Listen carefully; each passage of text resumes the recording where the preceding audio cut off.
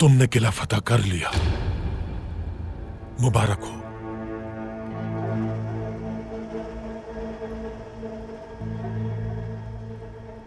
सिपाहियों ने शहर को भी कब्जे में ले लिया है। मेरे बहादुर और मेरे शेर, तुम्हारी शमशीरों ने हक अदा कर दिया। बहुत मुबारक हो तुम्हें।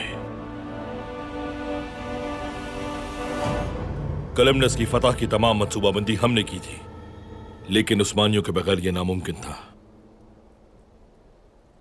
आज के बाद यह किला उस्मानियों की मिल्कियत है।